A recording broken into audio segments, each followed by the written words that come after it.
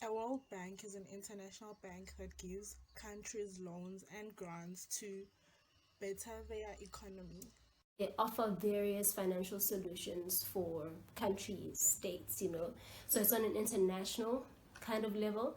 And they have like a team of experts that know everything from, infrastructure development, helping women and children, and boosting of economy. And, they have people that know the things.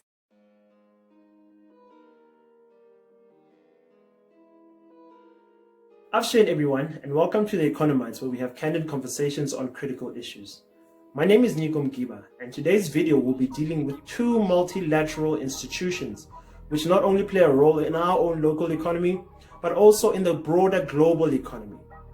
Today's video will be dealing with the World Bank and the International Monetary Fund. Now, these institutions can be quite polarizing and a tad bit controversial. Normally, from my experience, is that there are two narratives that surround these institutions. And depending on how you see things, will determine which narrative you subscribe to. The first one is that these institutions are necessary. They're doing a fantastic job in coordinating international financial systems. And the second one is more negative. It says that these institutions have been used as the tool by the oppressors to keep the oppressed oppressed. You see how dramatic and polarizing it can get. Yeah. But anyway, I'll let you be the judge of that. Please comment below. Let us know what you think about these financial institutions. Let us know if you like them, if you don't like them, and give us your reasons and tell us why. So let's get into it. We will deal with where do they come from, what do they do, and most importantly, how they affect you. In 1944, while the Second World War was going on, in the month of July, which happens to be my birthday month, 44 nations came together at a hotel called the Mount Washington Hotel in a place called Bretton Woods, United States of America, and reached an agreement which we now call the Bretton Woods Agreement. Now, interestingly, South Africa was not only part of the process of the creation of this agreement, but it also was a signatory. That's right. South Africa was one of the creators of the World Bank and the IMF. Now, the premise of this Bretton Woods Agreement was the inability of the world to deal with the economic and political fallout from the First World War. There was a banking crisis that happened after the First World War. There was international trade, which was very much fractured after the First World War. And most significantly, there was a Great Depression, which caused all sorts of damage after the First World War. Some of the key aspects that come from this agreement were as follows. Firstly, an establishment of rules and set principles to govern the international monetary system. What I mean when I say monetary system, I'm talking about whenever money moves from one point to the other. And in this case, internationally, it's from border to border. So there needed to be a set of rules that will provide a bit of consistency and transparency and smoothen out the whole process. And secondly, an establishment of an institution which will focus on the reconstruction and development of the world when the Second World War comes to an end. Now, this was particularly important in Europe because the thick of the fighting happened in Europe. And from there, the two institutions that were born was the International Monetary Fund that would govern the international monetary system, and the World Bank, which will take care of the reconstruction and the development of the world post the Second World War. Currently, the International Monetary Fund is headquartered in Washington, D.C., and the person that runs the organization is a Bulgarian lady by the name of Kristalina Georgieva. And starting from 44 member countries in 1944, currently the IMF has 189 member countries. Broadly speaking, the International Monetary Fund does three things. Number one, it monitors the economies of its member countries.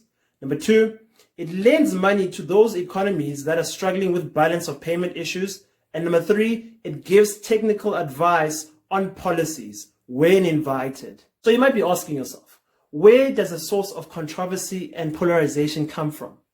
Well, there's plenty, but we're only going to deal with two.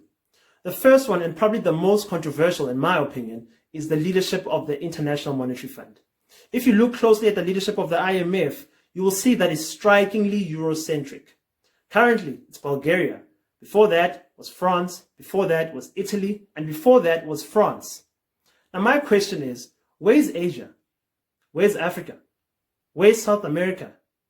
For such a large multilateral institution, it seems like the leadership is only coming from one place, and that is Europe.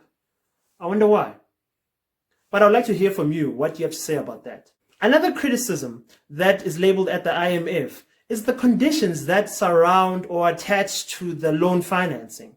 Now, some people complain about the interest, but then if you look at the interest rates that they offer separately, it's quite modest. In fact, it's quite close to zero. So that's not really the issue. The issue here is the conditions that are attached to the loan financing.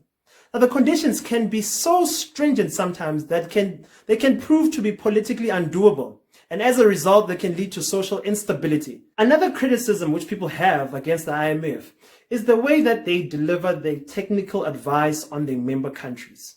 The way that they deliver this advice might seem to be as if they are imposing their will on the sovereignty of their member countries. The World Bank, like the IMF, is also headquartered in Washington, D.C., and the person that runs the World Bank is an American man by the name of David Malpass. Now, like the IMF, the World Bank also has 189 member countries, but where it's different is that the World Bank is split into two. The first part is the International Bank of Reconstruction and Development, and the second one is the International Development Association. So the World Bank primarily focuses on the alleviation of extreme poverty throughout the whole world. And it does this by financing projects, by doing disaster management risk, and also providing financial solutions in helping that effort of alleviating extreme poverty. They do this by financing projects by sector, by country, by industry.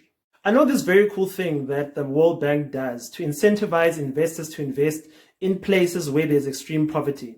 That financial product or that financial solution is called political risk insurance. So basically what they do is that they say, come and invest in this place, and should that asset that you've invested in that place be nationalized, you get an insurance payout. That way, not only will you be helping that place solve its problems, but your investment will be protected from political risk.